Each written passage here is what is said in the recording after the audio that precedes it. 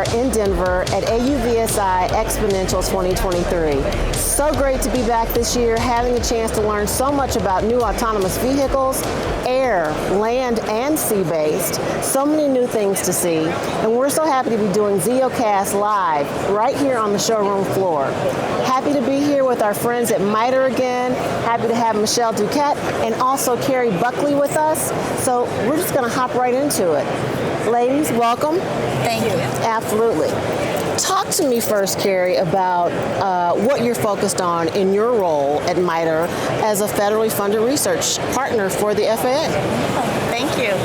MITRE is, we operate 6 federally funded research and development centers. So these are research and development centers that are chartered in the public interest on behalf of the government sponsors and agencies that we work for.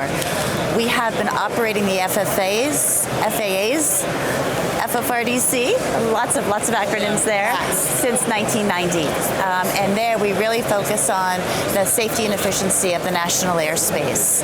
And as we start thinking about all of the new entrants coming into this airspace through UAS and drones, advanced air mobility, urban air mobility, we really have to think about that safety aspect, the safety, the efficiency, the accessibility of all of those. And so as an FFRDC, we operate as a trusted third party. We are independent and objective, conflict-free. So we look at all of the folks that are here at this conference and all of the manufacturers and stakeholders, regulators, operators, and help them work together to optimize the use of the national airspace and everything that goes along with it. You know, that's so important, and this is the third year I've heard this word. It's really about collaboration. And it would be impossible for us to do this without collaborating. I think there's a great sense of everybody wants to be first and look at me. And it's impossible because now we're talking about an entire new way of transporting things and people, as well as doing other work from inspection work, mapping work, delivery. And we've got a big nut to crack. And so, Michelle, that kind of brings me to this idea of it's not just about the vehicles for the sake of the vehicles. It really is about data. On the transportation side, it is about moving goods, but at the end of the day, it's really about data, both in the world of UAS as well as UAM. What does meaningful intelligence look like to you, and how are you helping guide this and the organization within the industry? Well, I don't think I could have set this. I don't think I could have set the stage any better. Thank you. You both set the stage perfectly for me. So meaningful intelligence is all about making sure that the right information, so the data collection that derives information, gets to the right people, those that are making decisions, in a timely enough manner, but we also have to do it in the right way. What we're experiencing with the diversity of people, and this is a great example of it here, many people have their own sets of decisions. We're all decision makers. All of us, you, me, Kerry, we all have decisions to make for our own mission, right? And I need a little bit different information than you need. It might be from this same ecosystem, but it needs to be tailored a bit differently for you to be able to resonate with it and then action it. So that's really what meaningful intelligence is about at its root level, is to pull all of the information that's available out there, bring it all together. Let's really find out what we've learned collectively over the last decade or so. See if there's something new in there. Maybe there are some questions that have been answered already that we just haven't been able to find. And then take that next step, which is making that information accessible in a way that people resonate with it. So when Kerry talks about all of the multiple players that are involved, they all are decision makers that need information in a slightly different way. So our mission is to try and provide that information in a meaningful manner, meaningful intelligence.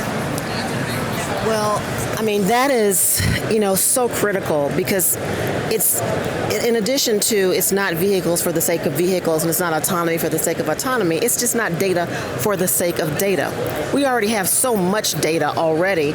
Some of it's useful, but then there's just this goo gobs that are sitting on servers and so many different places. And, is it really being used? Is it meaningful intelligence? And that's a great problem to have, though, isn't it? Right? It's a great problem to have. We started out this whole deal with no data. As aviation professionals, we're used to dealing with lots and lots of historic data. But this was a new world. But now we're getting there. We're now seeing that there's a lot of data and a lot of derived information. Maybe it's disassociated for now. We're going to try and help fix that. Well, that kind of takes me to this concept of the data, the aerial data being very useful. And it's everything from how we capture it, how we blend it with existing data, how we integrate it across various platforms, and then how do we analyze it? And Kerry, this is for you. How do we best get our hands around this so that it delivers against so many different objectives? Great question. I think we can learn a lot from other industries, other mission domains, and things that come to mind there.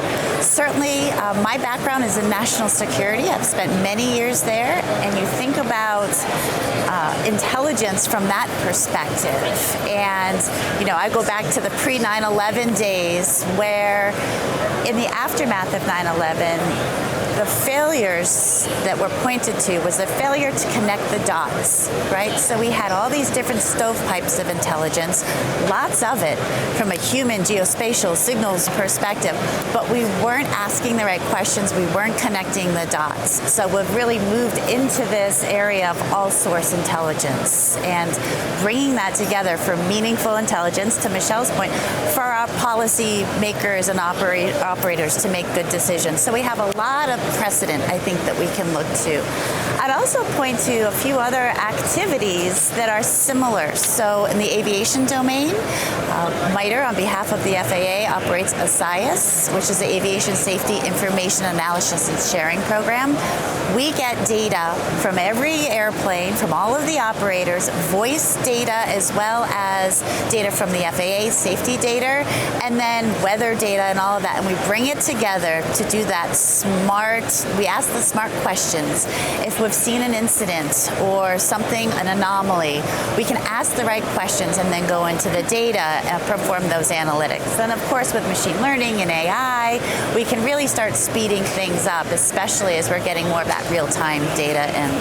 And then the last one I'll point to that I think we can learn from as well is in the automotive industry. We talk about autonomy. We talk about autonomous vehicles on the surface as well. And NHTSA has recently sponsored a study or a program called PARTS, which is, I might get this wrong, the Partnership for Analytic, actually I have it here, Research and Traffic Safety.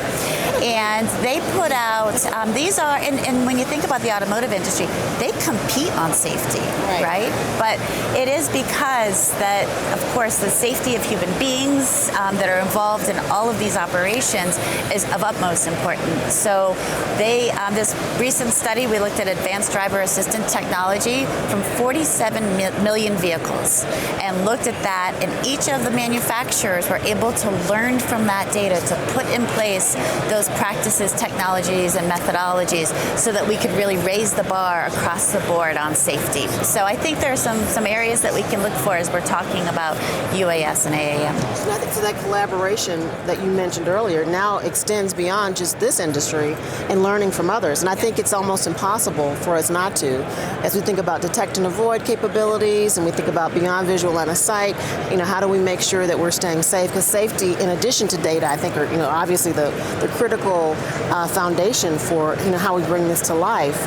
And so, Michelle, the $1 million question here is about machine learning. It's something I'm venturing in. We're working on at ZO, but how do we leverage it in a way to really produce the most effective translation of data and the applications by which it'll be utilized? Yeah, that's a great question. So I think Kerry started to allude to that already, that there are precedents that have been set So both in AUVSI and parts, there are machine learning techniques that are involved. I think something that we also have to pay special attention to is the security elements of using machine learning, AI. We've got ChatGPT out there now, where it's a challenge to understand how to validate that information that comes out of that AI. But what we would really like to be able to do is find a means of collating all of this data through smart technologies that we have confidence in. And that's a nut that has yet to be cracked. I don't know if you want to jump in on that. I look to not only the amount of data, but the pedigree of the data is really important too, because if you think about, we had a great session here this morning as the keynote at the conference, and talking about the vulnerabilities that we have to protect ourselves against. That comes through in the data aspect as well. So there are ways to spoof data. We know that through spoofing of GPS and other areas. Once you start introducing some anomalies or biased data or bad data, you're going to learn from that and build it into the system. So I really think, understanding the source of the data, the pedigree of the data, again, going back to a national security perspective, we look at that.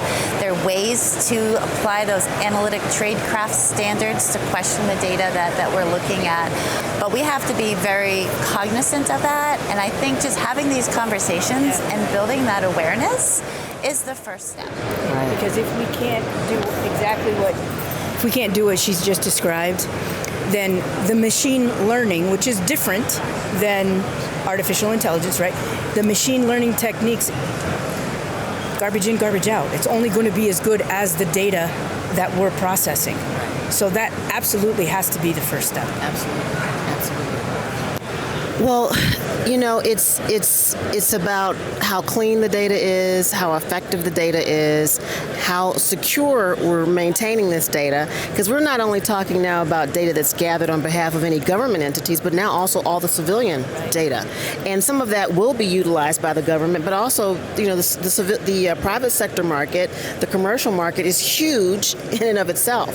And so all of us, I think, have to be working together to kind of figure out how do we really create meaningful intelligence, because as you mentioned with a ChatGPT, these systems are going to be learning from everything that's out there. And so what are your biggest concerns when it comes to relying on this data? Once it's been, once we've gathered it and that's to spec, and now we've analyzed it, how do you feel about, is it safe to trust it? From a meaningful perspective. So I would answer that with, it will eventually be trusted data, but today I'm not sure that we have all of the protocols in place because we don't know where the data is coming from. We don't know what that pedigree is in many cases. Research papers, analyses, we have a level of confidence in that. But there's information that's coming from speeches and white papers and field tests that are done through not necessarily structured processes where there isn't a validation of the assumptions. That kind of thing is cause for concern. It's not alarm, but it's also not something I would make a decision on. Right. So until we can get to a place where we're able to put all of those markers on and have a level of confidence in that information, that's where that meaningful intelligence then informs decisions, but not until then. And I'll just add, since we're representing MITRE here, it is something that we realize is being faced by all of our government sponsors, right? Health is another one, certainly law enforcement issues. And so where we think about how we're using that to make very important decisions, we have invested internally in something we're calling AI assurance and trusted AI. So we do have a team of scientists and experts really looking at how to answer that question from a rigorous data-driven way. The other piece I'll mention is, as you were talking, Michelle, you made me think, this is a whole of government challenge. So it's not just the operators of it's the ground, it's the maritime, it's the air, but then it's the critical infrastructure, it's the smart cities, it's the digital infrastructure as well. So you have to think of all aspects, not just the platforms and what goes into that. And then of course you get into things like the integrity of the supply chain as well. So there are a lot of aspects, so plenty of room for all of your folks listening to help us solve these challenging problems. And I think that's a really important message, is that of all of those things, all those different sectors, every single one of them has so many decision makers. And they all need a level of information that is unique to their decisions. Very much so. So the information needs to be curated with special techniques that allows a tailoring so that it's meaningful for their next decision, in hopes that we're raising the confidence level of those decisions and we can perhaps accelerate the decision making going forward. Well, based on that, do you think that data being curated is something that you would rely on artificial intelligence to do for you? Or are you thinking now about hiring a whole new set of a staff of people that are trained in data analytics, or is it a blend? I will defer to my boss to talk about hiring. Around How do you see that coming together, Kerry? Is it something that you have a vision that you would program a system that allows you to curate for different stakeholders, or? I think the most important thing is that we build a population, a workforce that is very knowledgeable about all aspects of this, and again, asks the right questions.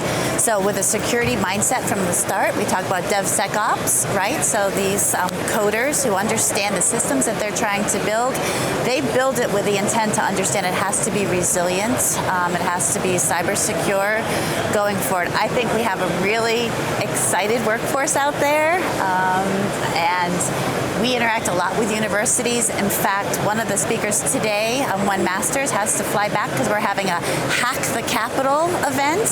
So we really bring in early career talents with really challenging problems that we have as a nation, and see how we can work together to solve those problems. And how do you integrate all this new data with the existing data that is already there, that was collected by other sources? That's a great question. I mean, this is something that we're all facing, and it becomes a really big challenge of how does that work? That's a great question, and that's something that we are very concerned about, because again, we want to make sure that any information that we curate, there is a level of credibility to it. And some of the information is perhaps a decade or more old. And we were in a very different world then, right? We've learned a lot. The assumptions that were put behind some of those publications may not necessarily be applicable in today's world. This industry has grown the technologies immensely. So there's going to have to be very careful analysis. It's a massive job, which is probably why it's an FFRDC appropriate thing to do, because it's very, very complicated with a lot of different facets to it.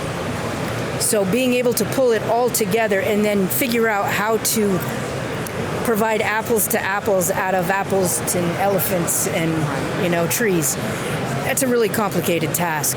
But it's something that our folks are well suited for. And Michelle, I'll take that one step further beyond just the data. It's the decisions too. So we talk about data to decisions, but then the implications of a decision made by one mission partner on the credibility to another. So if we think about transportation, the example I like to use is that the rail strike that, thank goodness, didn't happen. But if we had to start diverting other modes of transportation to the ports to offload supplies, what would we be doing to providing healthcare supplies to rural America? So as we're making decisions across these domains, we really have to make sure that the decision makers know the implications of their decisions on others and those second and third order effects. So not just from a data perspective, but at that decision level too, that we're making informed decisions of the larger ecosystem. Well, my last question is, how do we keep it safe? How do we keep all this data safe? I mean, this is the whole idea of cybersecurity is, and then of course data privacy. You know, as we collect this new data, whether it's by vehicle, you know, a land-based vehicle and an aerial vehicle, and government's a little bit different, got a little bit different level of authority and how, you know, it can collect and use data. But something that obviously on the private sector side, the commercial side, we're thinking about.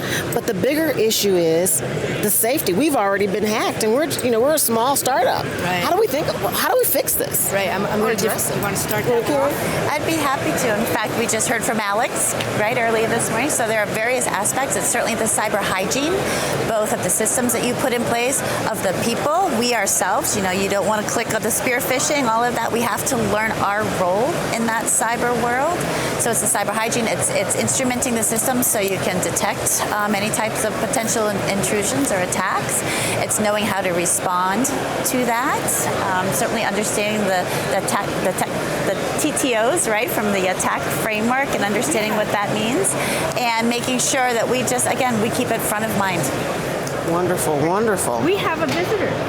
We have a visitor with us. It's Brian Wynne, who is the CEO of AUVSI here. So Brian's going to step in with us here in just 1 second.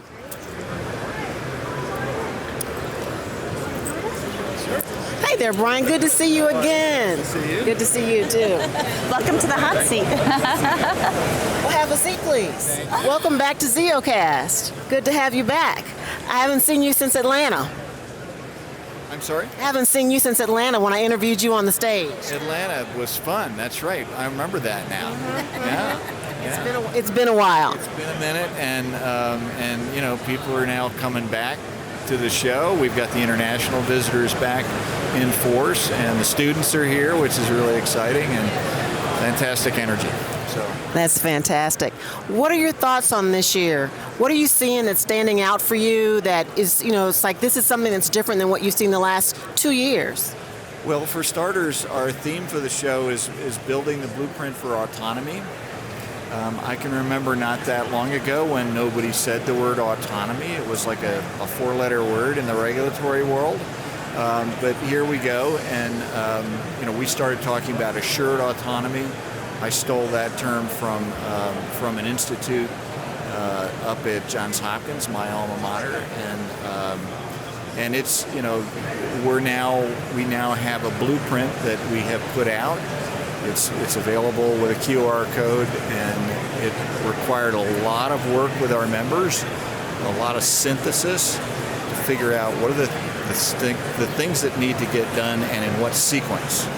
I really like to emphasize sequence because we get things out of sequence. People get excited, they keep marching down a particular road, and they forget, oh yeah, we have security concerns as well, right? So now we got to catch up on that front. So what I'm seeing is better synthesis, better integration of the different efforts, and that gives me, I'm always happy to see the diversity of people that come to this show and participate in AUVSI activities.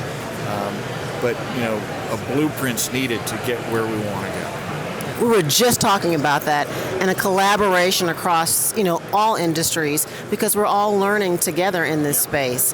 Michelle, what questions do you have for Brian? So many. So many. We were talking about what we're calling meaningful intelligence. Yes.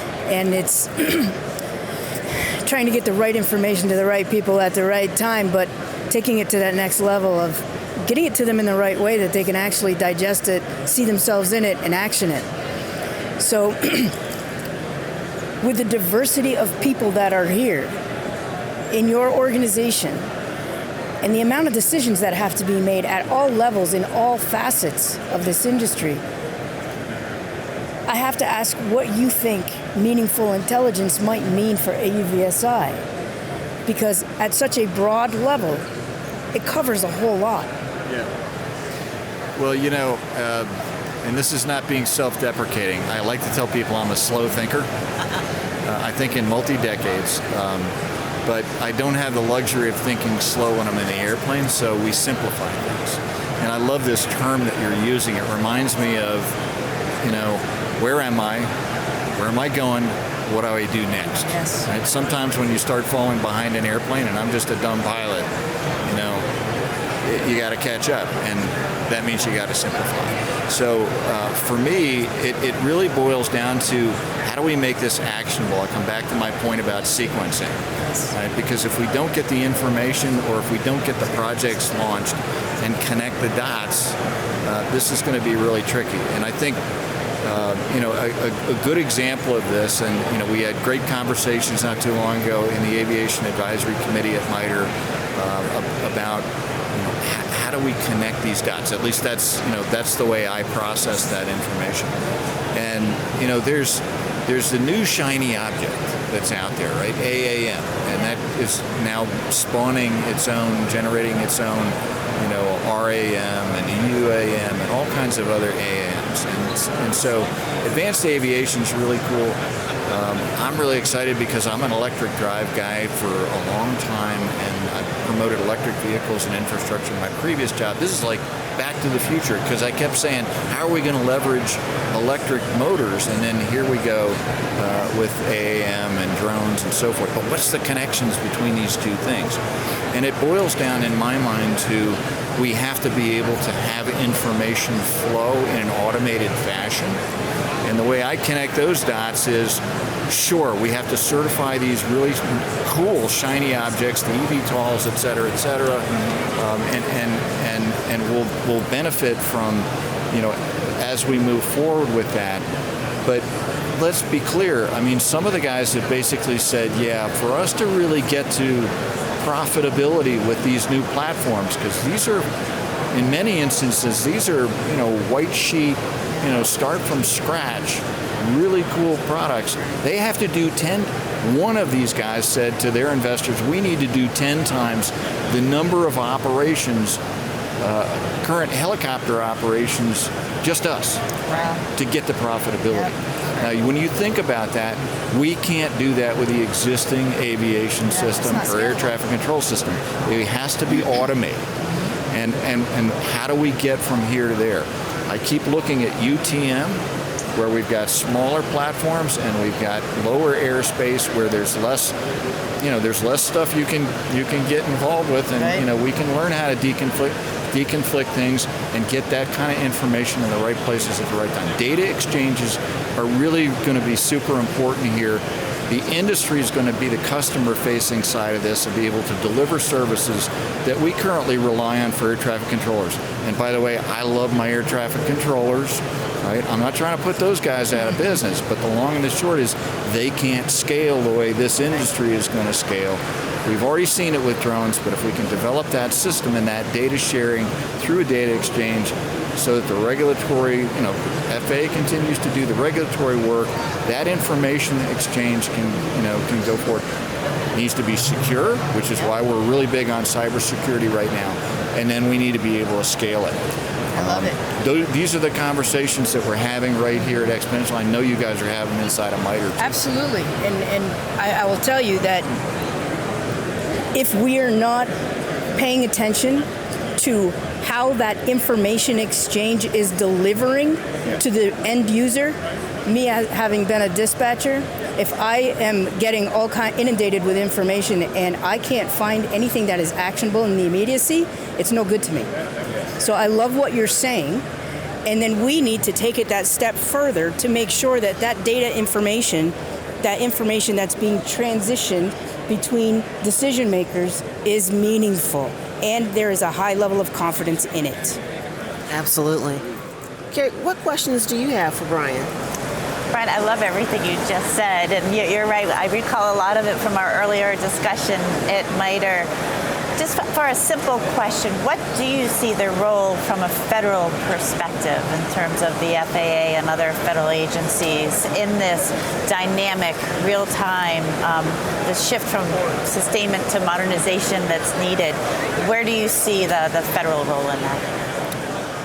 Well, you know me. I'm a big advocate of federal preemption. Let's make sure that the airspace, if we're going to integrate new entrants, and I'm talking not about commercial space now, but commercial space certainly enters into this.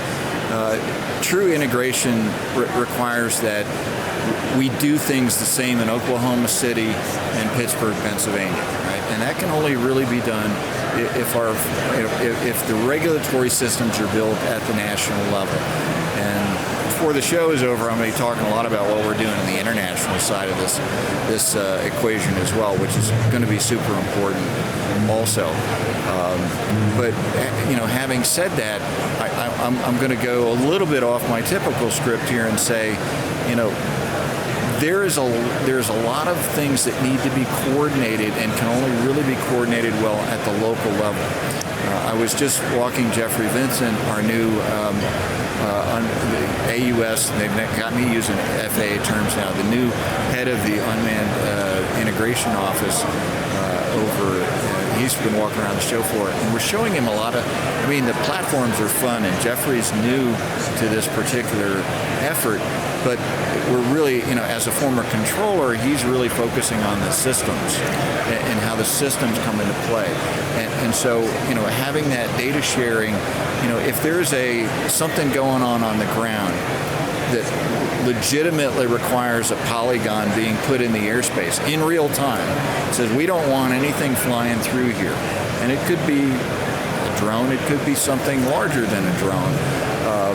Then, we have to have the ability to do that. I would emphasize under federal, basically delegation, because somebody's got to control from a regulatory standpoint, somebody's got to control this system. But we need to develop a more flexible system that leverages these tools that are, highly automated, so that the folks that have legitimate concerns and responsibilities to protect, whether it's critical infrastructure or kids playing in a schoolyard or whatever that is, they've got the ability to feed into that system.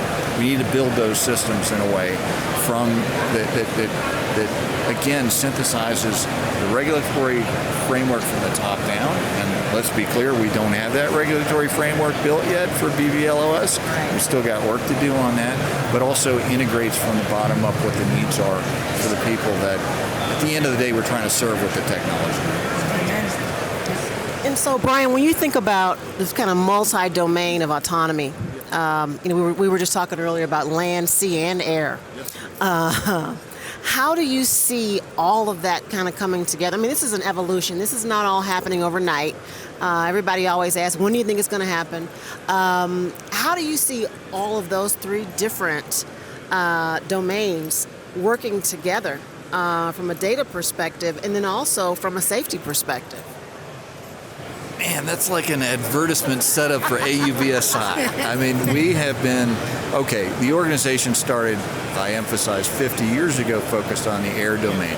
But what's exciting to me is that now that we have declared autonomy as the goal, really the ideal, right?